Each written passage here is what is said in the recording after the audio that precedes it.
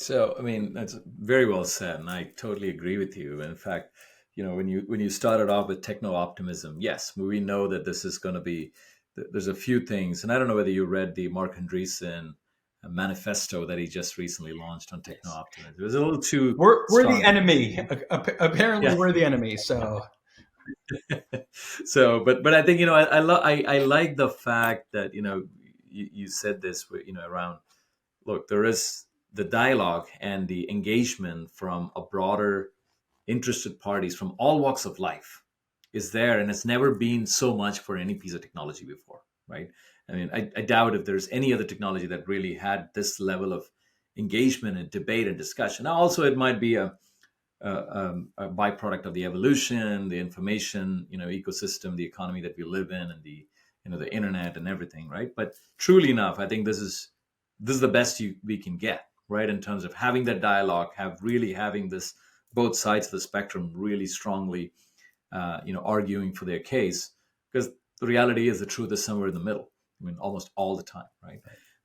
So with that said, you said real time, near term risks versus long term risks, right? Let's ignore the long term risks for now, like super intelligence, like Nick Bostrom talks about, and all of that. We'll leave it for another 100, 200 years from now, right? Maybe, yeah, maybe sooner. I don't know, but let's talk about the near term risks, right? When you start thinking about this from just the places that Salesforce touches as a company with its products and its customers and your personnel, with use of AI in those things, what risks do you see? And I'm talking generally, like what risks you see, and then obviously tell us about what is the framework you use to mitigate. And you touched upon a little bit on zero data retention. Go ahead. I think we know what the risks in that sort of near to medium term are. Inaccuracy.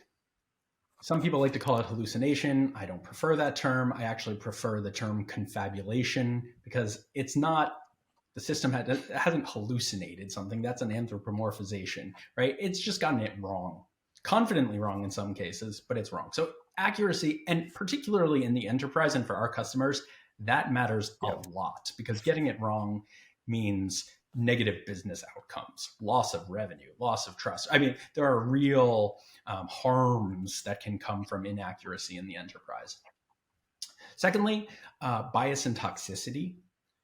If you train a model on the internet, turns out there are some pretty dark corners of the internet, and it learns all of that as part of its generation, and part of its predictions, as part of its outputs.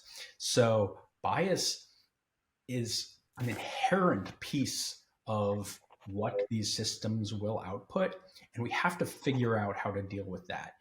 In a previous regime of more predictive or discriminative AI, people had started to make strides toward figuring out how to deliver more AI fairness.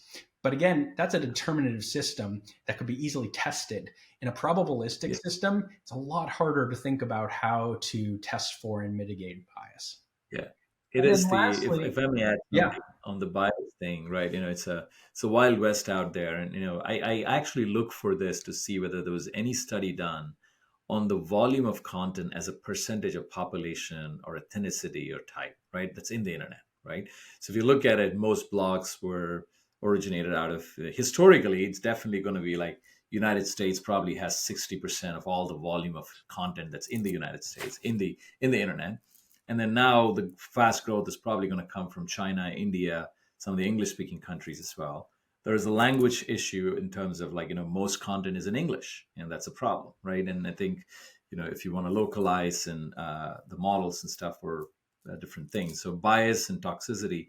And then, of course, the dark corners, the part that you and I probably don't visit, but there's a lot of others too, the conspiracy theories, the tweets from our past presidents, and all of that kind of stuff can be used to conjure up embeddings to help with that inaccuracies or confabulations or just even being able to query those, right? and those So biases are even, it's again sort of easy to think about how, and I say easy using very large air quotes, to think about how to address some of that in text. But if you think about image models, text to image, and the bias in image models, That is so hard.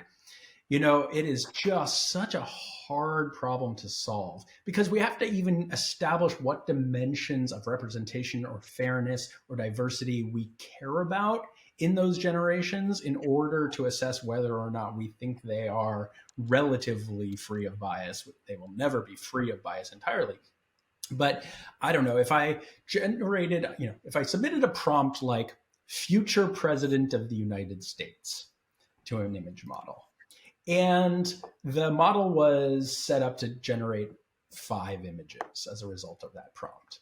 And it gave me 4 black men and 1 white woman as future president of the United States. Would we say that was good? Would we say that was bad? Would we say that was fair and diverse? Right? In a set of 5, pretty hard to say.